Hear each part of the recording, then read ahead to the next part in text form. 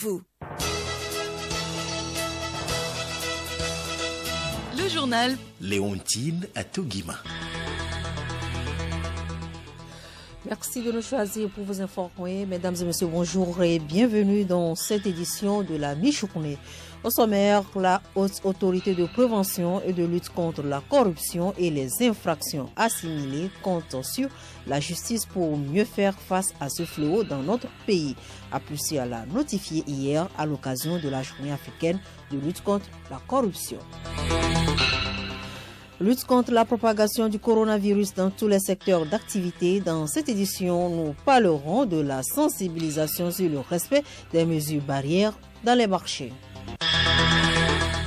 Le président malien Ibrahim Boubacar Keïta dissout la Cour constitutionnelle, une décision prise au lendemain des manifestations violentes réclamant sa démission.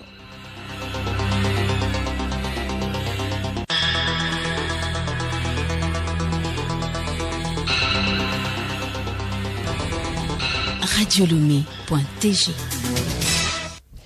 Bienvenue à tous. La communauté africaine a célébré hier, 11 juillet, la journée africaine de la prévention et de lutte contre la corruption.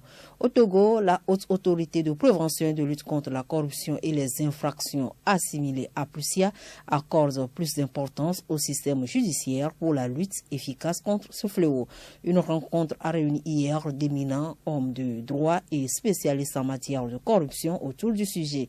Les débats ont permis de relever les forces et les faiblesses de la justice togolaise et de faire des propositions pour la fin de la corruption au Togo. Et Sorana Uyao, président de Aplucia. Depuis 2 décennies, l'État a fait beaucoup de choses. Nous avons ratifié les conventions. Au niveau des finances publiques, les marchés publics, le chantier est terminé. Le code pénal a été adopté qui intègre toutes les criminalisations. La haute autorité est créée pour coordonner la lutte et la prévention sur tous les territoires. Les organes de contrôle, la Cour des comptes, la CENTIF, les inspections sont aussi à l'œuvre. Les organes sont créés. Je pense que tout le monde est à l'œuvre pour traquer cet obstacle qui freine le développement de notre pays. Le ministre en charge de la justice, Pius Agbetome, a rappelé le rôle de la justice en matière de la corruption. Vous connaissez le rôle que la justice est appelée à jouer dans un pays. La corruption, c'est une infraction comme toute autre infraction. Et quand un fait est signalé, ce fait doit être porté à la justice, c'est-à-dire la justice doit être saisie. Donc quand le parquet est saisi, le parquet, au regard des faits, peut décider de mettre en mouvement l'action publique pour qu'une enquête soit ouverte et que cette enquête puisse conduire à la manifestation de la vérité pour qu'après, ceux ou celles qui sont impliqués dans les faits délictuels ou criminels visés soient jugés et condamnés. Crise sanitaire au coronavirus, les activités reprennent timidement. Avec cette reprise et afin de limiter la propagation de la pandémie, le gouvernement a pris certaines dispositions, notamment le port obligatoire des masques dans tous les secteurs d'activité.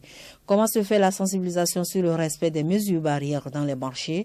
Madame Soumialo Pocholi Kaja, directrice générale de l'établissement public autonome pour l'exploitation des marchés EPAM, nous en parle.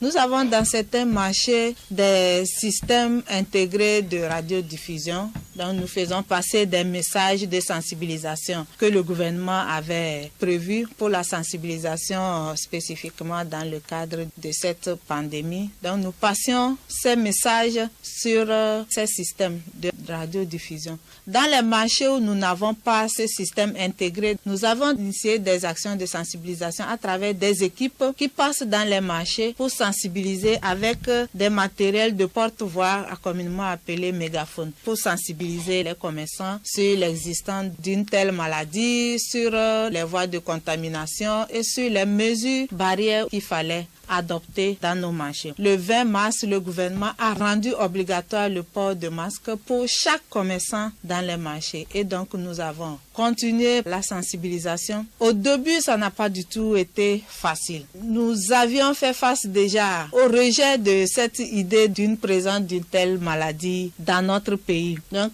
petit à petit, avec la sensibilisation de notre côté et aussi les actions de sensibilisation initiées par le gouvernement sur les chaînes radio, télévision, je pense que tout ceci a contribué à ce que nos mamans, nos parents dans les marchés puissent commencer par accepter d'abord l'existence d'une telle maladie, commencer par adopter des gestes barrières.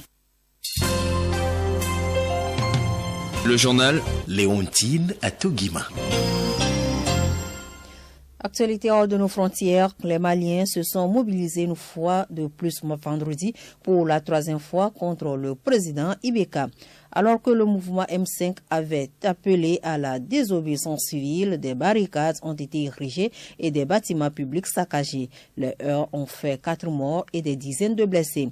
Dans une tentative d'apaisement, le président a annoncé hier soir une dissolution de la Cour constitutionnelle. Ibrahim Boubacar Keïta a indiqué qu'il abrogerait les décrets de nomination des juges de la Cour encore à leur poste, ce qui revient à une dissolution de fait. La décision de la Cour constitutionnelle d'invalider une trentaine de résultats des élections législatives de mars-avril passe pour un élément déclencheur de la contestation qui a atteint son apogée ce week-end. En Mauritanie, la séance plénière de l'Assemblée nationale sur le projet de loi visant à instituer une haute cour de justice initialement programmée pour demain a été reportée s'inédit. La décision de différer la création de la haute cour de justice a été prise à l'issue d'une réunion de la commission des lois. Celle-ci évoque des problèmes techniques pour justifier ce report de dernière minute. Le nouveau Premier ministre français Jean Castex va passer quelques heures en Guyane, particulièrement touchée par le coronavirus et qui se prépare à un pic épidémique d'ici 1 à 2 semaines. Le chef du gouvernement vient apporter son soutien à la population et répéter ses appels à la vigilance face au Covid-19. Une semaine après sa nomination à Matigon, le Premier ministre veut envoyer un signal fort. Jean Castex va se montrer aux côtés des Guyanais durement frappés par le coronavirus et leur dire qui ne sont pas oubliés par le gouvernement. En Belgique, une liste de 20 experts circule depuis début juillet, membres potentiels d'une première mouture de la commission Vérité et Réconciliation qui vise à faire la paix avec le passé colonial.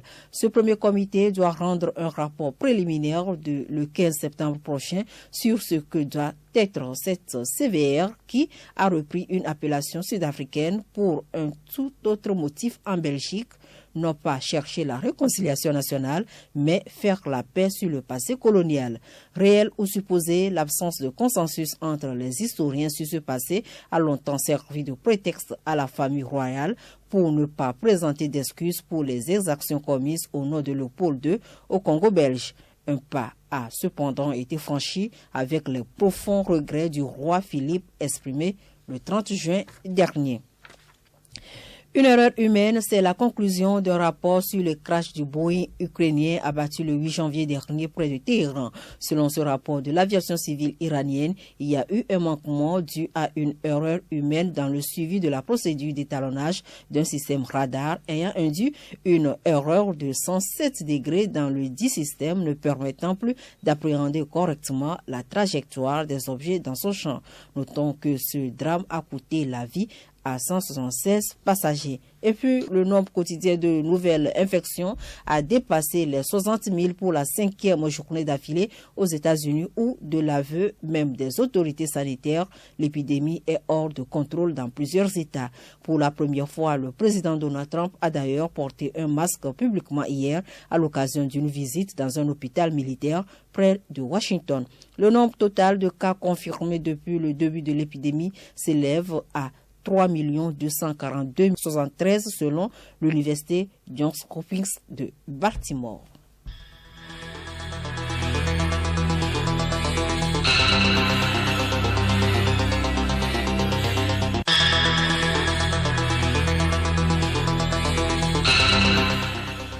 Mesdames et messieurs, nous sommes ainsi arrivés à la fin de cette édition. Merci de nous avoir suivis. Le rappel des titres, la Haute Autorité de prévention et de lutte contre la corruption et les infractions assimilées compte sur la justice pour mieux faire face à ce fléau dans notre pays. Appuyé à la notifier hier à l'occasion de la Journée africaine de lutte contre la corruption. Lutte contre la propagation du coronavirus dans tous les secteurs d'activité. Dans cette édition, vous avez suivi le cas des marchés, comment se fait la sensibilisation sur le respect des mesures barrières. Et puis le président malien Ibrahim Boubacar Keïta dissout la Cour constitutionnelle. Une décision prise au lendemain des manifestations violentes réclamant sa décision.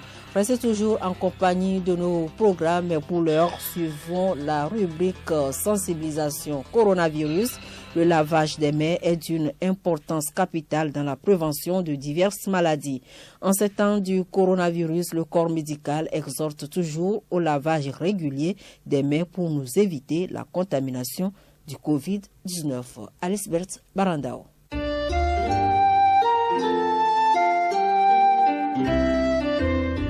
La main joue un grand rôle dans la transmission des maladies en général, surtout du coronavirus, en cette période où ce virus fait ravage dans le monde.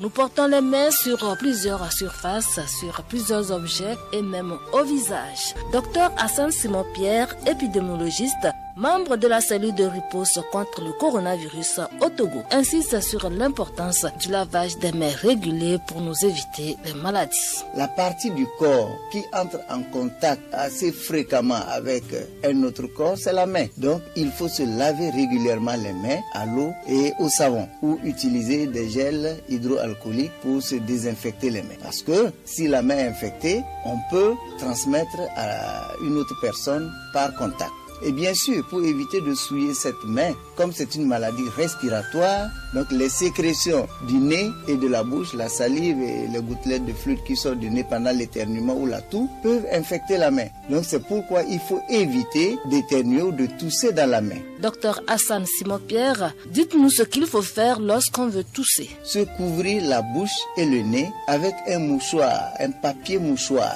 lorsqu'on veut éternuer ou tousser. Et après, il faut jeter ce papier mouchoir-là dans une poubelle. Il faut éviter tout contact direct avec des personnes qui sont suspectes de cette maladie, qui ont une grippe avec des difficultés respiratoires. Le lavage des mains est un geste banal, mais qui nous sauve de bien de maladies, surtout du coronavirus. Lavons-nous régulièrement les mains et insistons que les enfants nous imitent.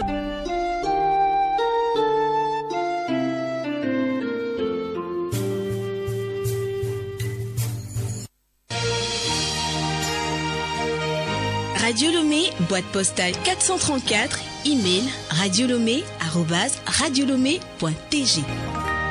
radiolomé.tg